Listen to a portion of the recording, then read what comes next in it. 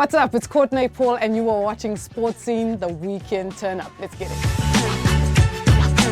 I am a Beagle choreographer and DJ from a little place in Durban called Red Hill, all the colours, what up, you know. I grew up in a small community, man, where we kind of just, there wasn't like big dreams and aspirations. We didn't know what else we could do besides the usual, let me go to a street party, let me play some soccer, you wanna fall pregnant next week. I don't know, you know, it was very close-minded in a sense. Basically just dropped my first 3-track EP titled Got Next. Track 1 titled Doing Fine, it's got all the girls, Boskasi, Musli, Gigi Lamaine. That's for the culture, for the streets, the hip hop, you know. And then track 2 was like my little commercial baby, which was Holly Ray, Benny Afro. Track 3, Manu Worldstar, Boskasi, Fantasy, goes a little bit more into the Afro space. So how it came about is actually none of these were my first song. I initially planned to release one single that we were working on for the last year. And it just so happened the way this thing came about. We went into lockdown. You know, so many things happened where I was like, do I push this back now? Like, am I going to be this person where I'm just sitting with all these songs and saying, yo, let us know when we can take our masks off and have a good time because I'm just trying to share these things, you know? And then we were like, time is now, you know? So we're either going to play it safe or we're going to go head first. And I think this is probably one of the first, if not the first, like, full body of work from a hip-hop female DJ in the country or something. I think there's just like DJ Sindo who's released an album, but we always just drop singles, and our thing was just like, hey, we're done playing smaller, let's go, you know. So the process behind the 3 tracks was really just, if you've seen me dance or you've heard me DJ, my taste is like, it's a mess. It's actually a mess. So like, I'm very old school but very commercial, very Afro. If anything, I think like my next 2-3 tracks that come out are super Afro, like I've got artists from all over Africa. So for me, this was just to say, here's a little taste of all the sounds of me and get ready.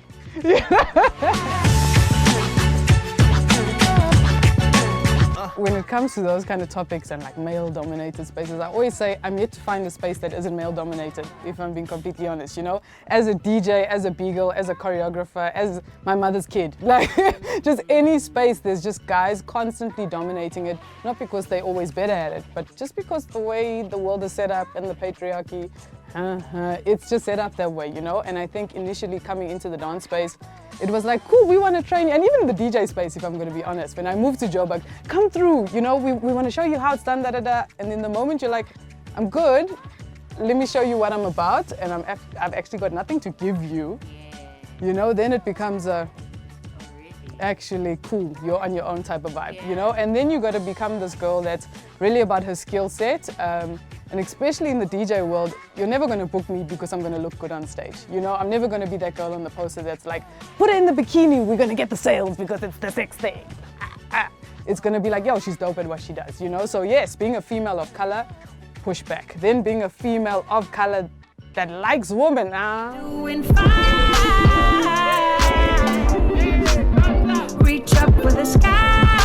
I always said the DJ thing was really just like a natural progression of my life. It wasn't something that I woke up and said, today I'm breaking, but tomorrow I'm going to play chess. You know, it was really just something that I was kind of doing it already as a dancer, as a choreographer. You're piecing together sets, you're putting music together. I mean, doesn't sound great, but you're doing these things. So you have the ear for music as it is. And it was twofold, going, I like this, and then going, there's very little females who do this. So do I go like balls to the wall and, you know? So that's where it came from, man. So I'd say I started DJing about 6 years ago, but really just for fun. Only in the last 3 years have I actually taken it seriously and seen that I'm not bad at this thing, you know?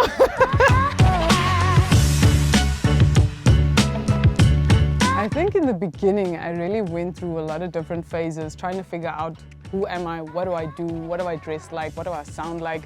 Again, being a colored female from Durban alone, you don't really have the same kind of background as other colored, so you immediately feel out. People are like, do you speak Afrikaans? I'm like, hey, me and that thing is like this, you know? Then immediately like, you're the bad colored as opposed to, you know what I mean? So it's a very different space.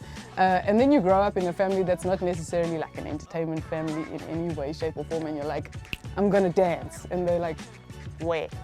So when I moved, like no backup, no plan, no nothing. It was just like, "Ooh, I'm gonna make this happen." And it was really just a combination of, yo, I've made big noise at home about this, I can't go back, and like there's something inside of me that says this is what I'm supposed to do. So in the beginning it was a mixture of not seeing anybody that looks like me doing what I want to do and going, does this thing even exist? Is it possible? Can I make a living off this thing? Like, what is this thing, you know?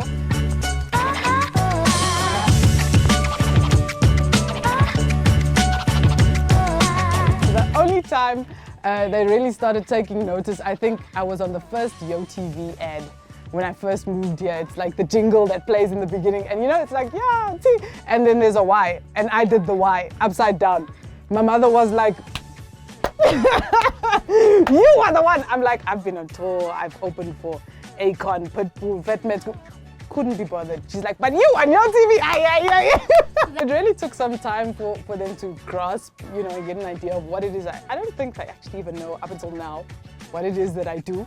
I don't wanna turn the lights on, but I'm kind of feeling your vibe. I don't wanna turn the lights on, but I've been watching it.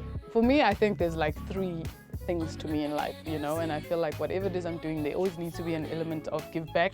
Whatever it is, even if all I can give you today is a laugh, cool, I'm happy with that, you know. So I've partnered with like various charities and different companies from like USAID, where we go and open clinics in like the heart of wherever, you know, or it's just me giving clothes out, like, and there's another project that's coming up soon where I'm going to donate like a well to a school that has no water, you know. For me, that's like a big thing, because I don't know what's the point of doing like cool stuff and getting to live like a decent life and finding no way to kind of give back. Like, I always think if I had somebody to maybe give me a little bit more attention or a little hand up when I was younger, I don't know what I would be doing now, you know. So it's a big part of me to always make sure we're doing the thing. Feeling your vibe.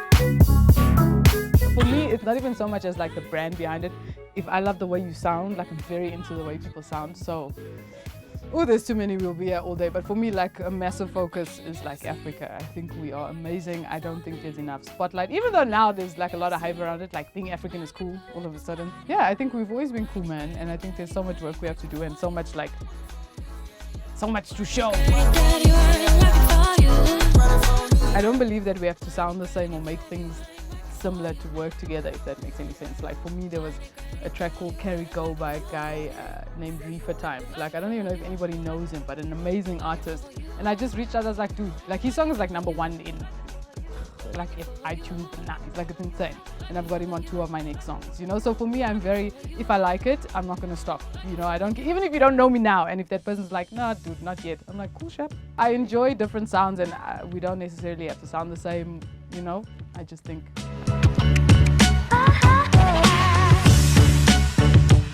this is the first time that I've ever just stopped in my tracks and kind of just existed in this space. But if I look at what lockdown has kind of taken away from me, I would have been in Nigeria, I would have been in Kenya, I would have been in Ghana. There's so many things that I had on the table that I guess I'm gonna have to do next year. Like, if we're allowed out, I don't know, you know. But for me, it's just like more music, more travels, more shows, more living life, and I just want to enjoy myself a little bit more, you know. And my life is my work, so I'm trying to figure out that balance or the separation. So when I started dancing, it was really by mistake. I didn't know I could dance. It wasn't like anybody saw, hey, this one's got something, nothing. Nobody thought, let's try her out, let's see a class, nothing, you know. So I joined like a church, you know, and these people were just there doing, and I was like, I need to be part of that, whatever that thing is that like, stop. I was like, yeah, I'm going there. And it kind of just evolved, and I become very obsessive about the things that I enjoy. And it so happened that someone in the audience was like, we've got an audition, come through. And I was like, I don't know what I'm going to do there if I come. But I went, and yeah, it kind of just snowballed where I realized, oh snap, you think I'm good at this thing, I like this thing, so I'm going to do this thing, man. So yeah, first professional gig, I think at 16, moved to Joburg at 21. The rest is history, you know.